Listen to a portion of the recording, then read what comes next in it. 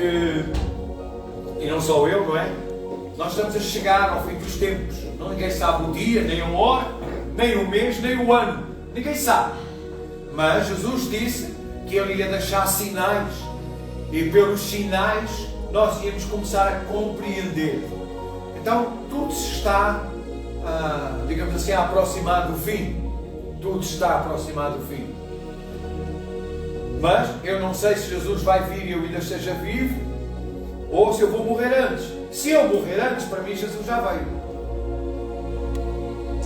Vocês estão a entender? Então eu preciso de manter a minha vida santificada. É um engano alguém pensar, que por eu ser pastor que vou para o céu. Ou por você ser presbítero, diácono, seja lá o que for. Ninguém vai para o céu pelo serviço que faz. Porque a salvação é pela fé e não pelas obras.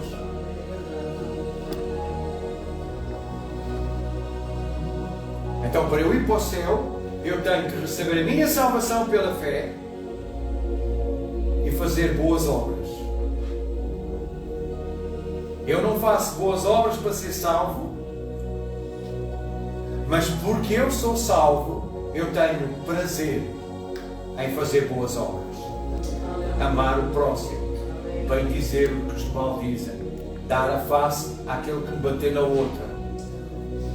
Se alguém me obrigar a caminhar uma milha, ir com ele 2. Entende? É porque eu sou salvo que eu faço as boas obras. Não faço as boas... Portanto, as boas obras são o fruto da minha salvação. E quanto mais santificado eu estou, mais prazer eu tenho em fazer boas obras. Os irmãos entendem?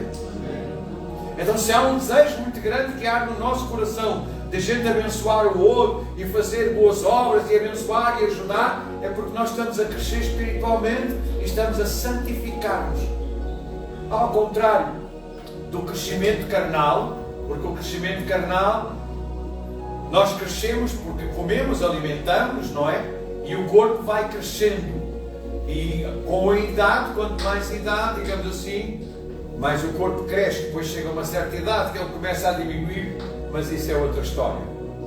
No mundo espiritual, pode haver crentes que tenham 30 anos de crentes e serem bebés espirituais. E pode haver crentes que tenham 6 meses de crentes e já serem quase adultos. Uns jovenzinhos já que estão a entender. Porque é à medida que eu me deixo santificar, diga comigo, santificar. É à medida que eu me deixo santificar, é à medida que eu entendo aquilo que Deus quer comigo e me deixo santificar e vou deixando o pecado para trás, que eu cresço espiritualmente. E crescer dói. Se você pegar numa criança que tem 2 anos, mas você está cansado de ter aquele menino de 2 anos, você gostava que ele tivesse, sei lá, 5 anos, que acha? Então você vai lá à loja de pronto a vestir, compra roupinha para 5 anos, chega à casa, vai vestir a roupinha ao menino, mas ele só tem 2 anos. Ele diz, não é problema, tá, a gente resolve tudo. Vamos esticá-lo de 2 anos para 5 anos e ele fica logo assim, prontinho. Então você pega na criança, se é que isto fosse possível, desculpem lá a minha imaginação, você pega na criança e pega na criança de 2 anos e estica para 5 anos. O que é que acontece? Ela morre de dores. Porque o crescimento é progressivo, é gradual. Ninguém cresce assim. Ela morria de dores. Já como nós, espiritualmente falando, nós temos um tempo de crescimento. E o tempo de crescimento nosso, que nós crescemos mais ou menos, depende da maneira como a nossa alma aceita a vontade de Deus e a palavra de Deus. Eu não vou pagar nada daquilo. Porque a nossa alma muitas vezes prejudica-nos. Porque é na alma que a gente tem as nossas emoções. É na alma que a gente tem as nossas decisões. E se a alma não estiver cheia da palavra de Deus, se eu não ouvir a palavra de Deus, se eu não ler a palavra de Deus, se eu não meditar na palavra de Deus, a minha alma vai estar cheia daquilo que eu aprendi até hoje. E o que eu aprendi até hoje foi viver à maneira que o mundo vive. E o mundo vive à maneira do diabo. Eu vou mentir. Eu vou fazer tudo aquilo que o diabo faz. Eu falei mentir porque a Bíblia fala que o diabo é o pai da mentira. Não faz mal nenhum. Deus é amor, Deus perdoa. Eu não duvido disso, irmão. Mas você precisa de crescer. E para você crescer, você tem que alimentar a sua alma com a palavra de Deus. A Bíblia fala em Romanos capítulo 12, versículo 2: não vos conformeis com este mundo, mas transformai-vos pela renovação do vosso entendimento, da vossa alma, pela palavra de Deus. Para quê? Para que experimentais qual seja a boa, a agradável e a perfeita vontade de Deus. Se quiseres pôr, podes pôr Romanos 12, 2. Então, quando nós renovamos a nossa alma, a nossa mente pela palavra de Deus, nós vamos crescer. Você vem à igreja, o pastor prega uma mensagem. Assim que você sair daquela porta, vai vir um demónio para roubar a palavra. Foi isso que Jesus disse. Que aquele que semeia a palavra. Vai vir um demónio para roubar a palavra. Às vezes nem precisa de sair da porta. Às vezes nós estamos aqui, vamos beber um cafezinho depois do culto ou vamos almoçar, de repente vem uma conversa e nessa conversa você diz precisamente o contrário daquilo que, seja lá quem for o pregador, pregou. O que é que aconteceu? O diabo roubou-lhe a palavra. Ou seja, aquela palavra que ia estar dentro de si para produzir fruto foi roubada. Zap, zarap. Agora não vai produzir fruto. Porquê? Porque o diabo roubou. Você falou com a sua boca ao contrário daquilo que os seus ouvidos ouviram. Então, para nós crescermos um pouco no mundo espiritual, nós precisamos de ouvir a palavra e pôr em prática. E pôr em prática significa contradizer aquilo que nós estávamos a fazer. Contradizer. O apóstolo Paulo, a uma certa altura, diz assim: o bem que eu quero fazer, eu não consigo. Mas o mal que eu não quero fazer, esse eu faço. Miserável homem eu sou. Nós temos que pôr em prática o bem que queremos fazer. E nós só conseguimos praticar aquilo que está instituído dentro do nosso coração, pelo Espírito Santo, ao qual nós chamamos de fé. A fé entra pelos ouvidos. A Bíblia fala que a fé vem pelo ouvir, e o ouvir a palavra de Deus, ou a pregação da palavra de Deus. Quer dizer que vocês agora estão a ganhar fé.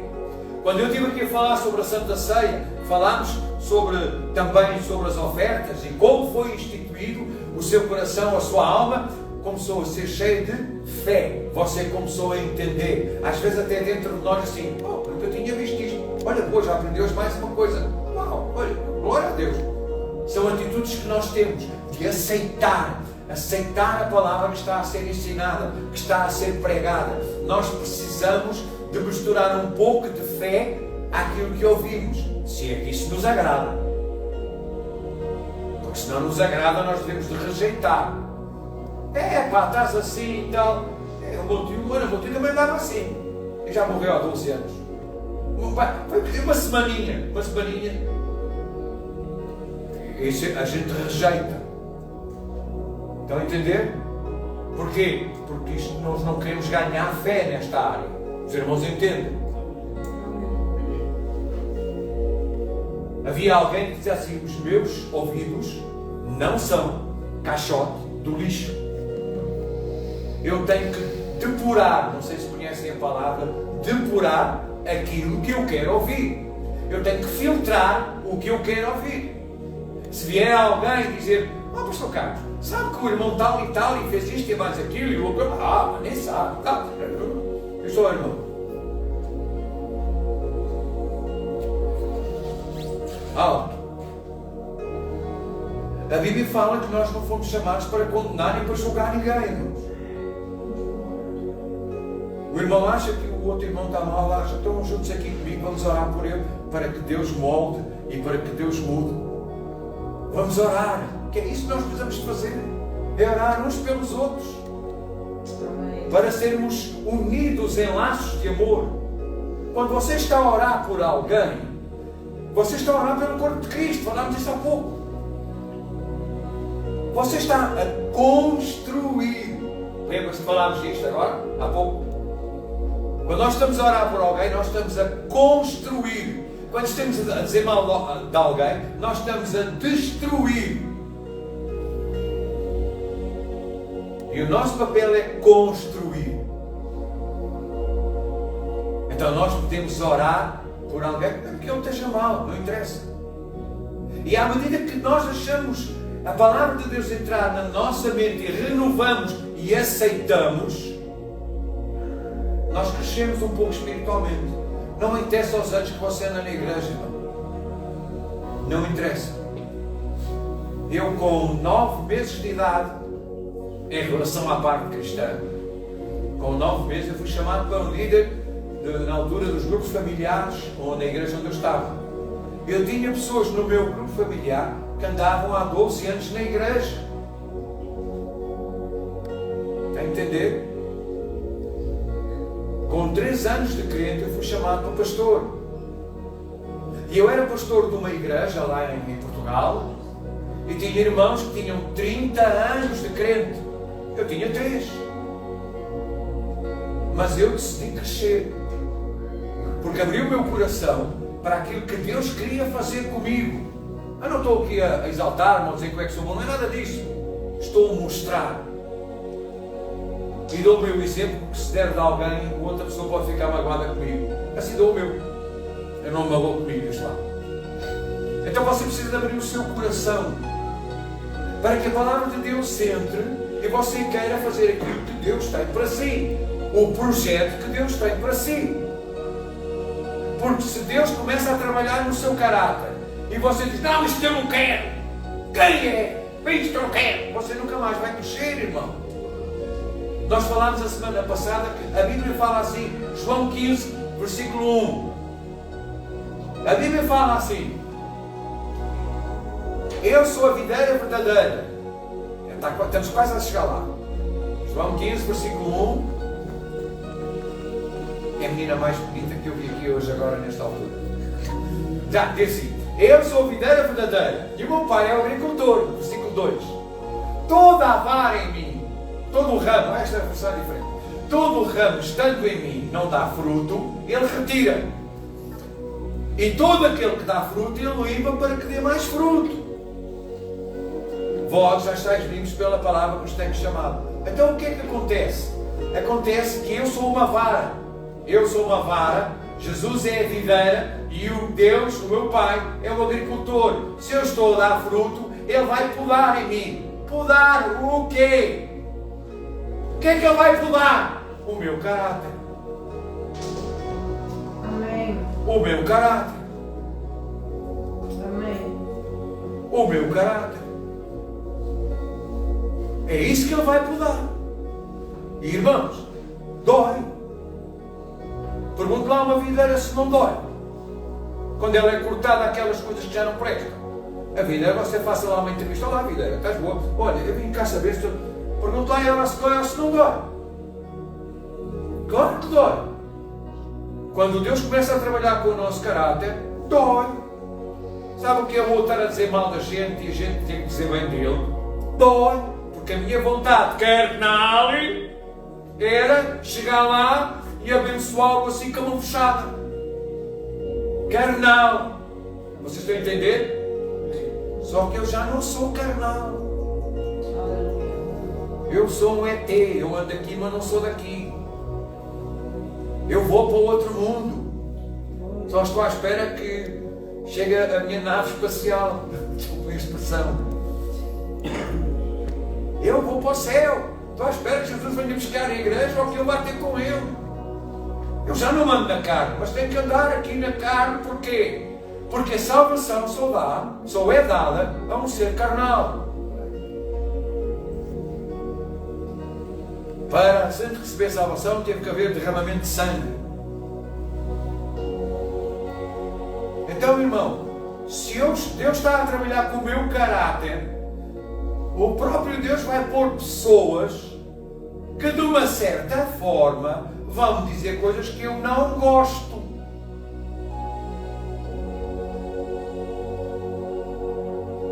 Perceberam?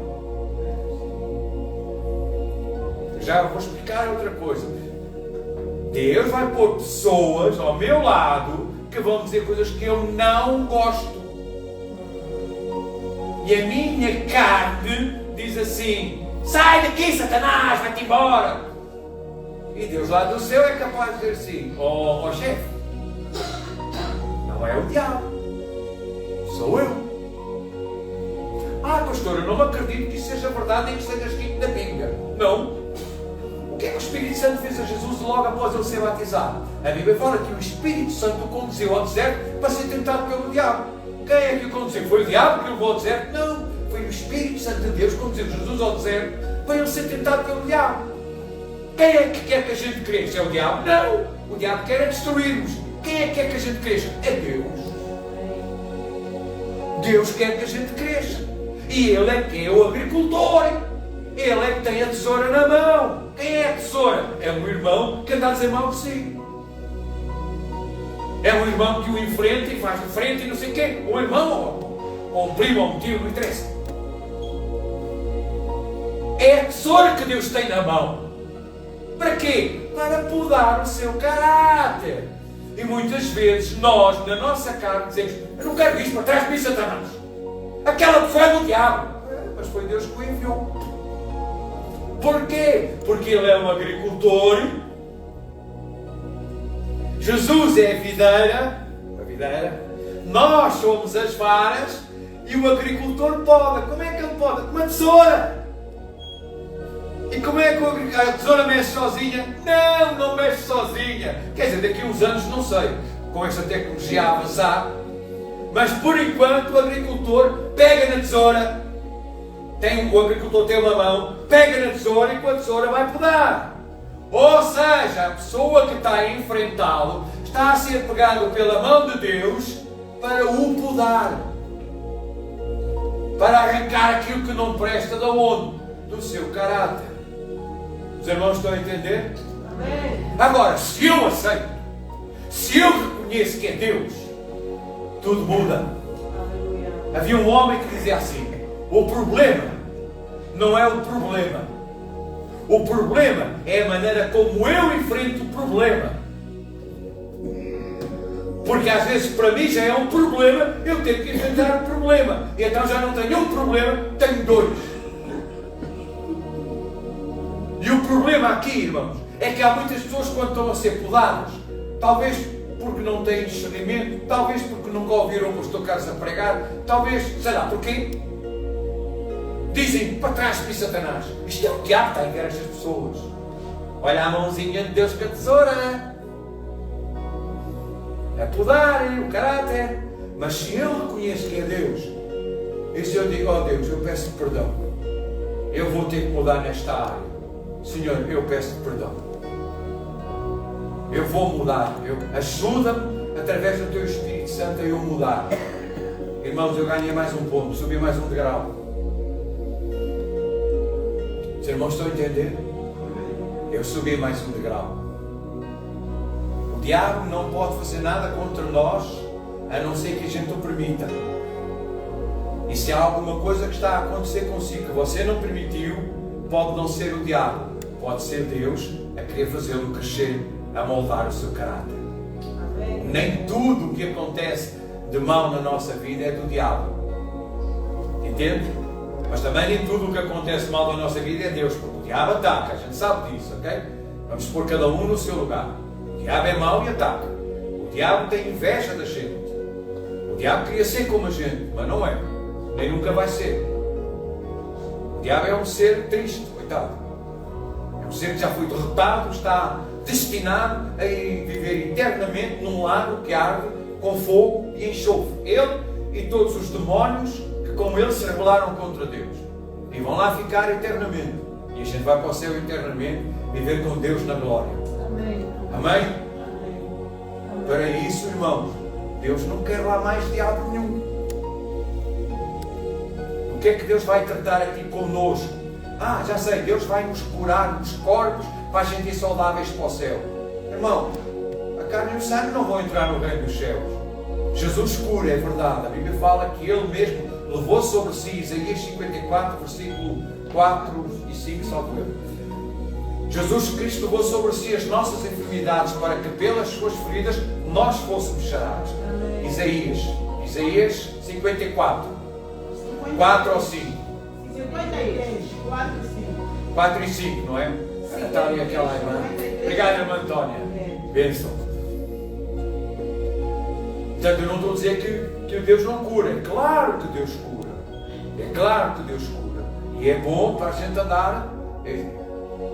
4, no entanto, as suas dores. Esta versão é diferente. Está a saber porque é que eu não gosto de versões diferentes? Porque depois, verdadeiramente, Ele levou sobre si as nossas enfermidades, as nossas dores, tomou sobre si. Nós o reputámos por aflito, ferido de Deus e oprimido, mas Ele foi ferido por causa das nossas transgressões, moído por causa das nossas iniquidades. O castigo que nos traz a paz estava sobre Ele, e pelas suas pisaduras fomos sarados. Portanto, nós já fomos curados, nós temos direito a receber a nossa cura. Amém, irmão? Nós temos direito. É um direito legal, porque nós somos herdeiros de Deus, co-herdeiros com Cristo. E o nosso irmão mais velho já morreu, e quando ele morreu, o testamento saiu para nós. Se você tiver um tio velho que tem uma fortuna, velho entre parentes, velho amigo, que tem uma fortuna e ele morrer, ele vai fazer lá no testamento, está lá o seu nome. Eu deixo tudo ao flantal, assinado, o teu tio, filho de rei, o teu tio, como é que eu disse? Velho rico, pá, carimbado. Vai para o advogado, o tio morreu, você recebe uma carta em casa, apresente-se no tribunal em tal sítio, assim, no advogado em tal sítio. Você vai lá e diz, você tinha um tio chamado o velho rico. Tinha tanto, não tenho, porque ele já morreu. Sério, não sabia. Mas olha, não é tudo mau, ele deixou-lhe a sua fortuna toda, está aqui, no testamento. Depois de ele morrer, e ele já morreu, tudo o que está aqui escrito, ele escreveu isto em vida. Ele escreveu isto em vida. Olhe para mim, ele escreveu isto em vida. Mas depois de ele morrer, tudo o que era dele é para si agora. Os irmãos entendem? É assim que funciona, não é? Eu quero dizer que Jesus escreveu em vida todas as bênçãos para si, que depois de ele morrer, tudo é seu. Amém. Tudo é seu. Tudo o que está escrito na Bíblia é seu. Porquê? Porque o meu tio, neste caso não é o meu tio, é o meu irmão mais velho, é o meu Senhor Jesus Cristo. Ele morreu na cruz do Calvário e todas as bênçãos que estão descritas neste testamento que aqui está, pertencem-nos a si e a mim. Tudo é nosso. Tudo. Por isso você tem que lutar para ir buscar aquilo que Deus já lhe deu. É por isso que nós dizemos que Deus não vai curar, Deus já curou. Agora você tem que pôr a sua fé para receber a cura que Deus já lhe deu.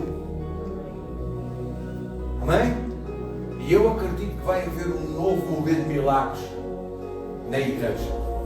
Glória a Deus. Então, irmãos, nós vamos terminar mais ou menos a nossa reunião por aqui. Podes desligar se quiseres. Eu ia pregar o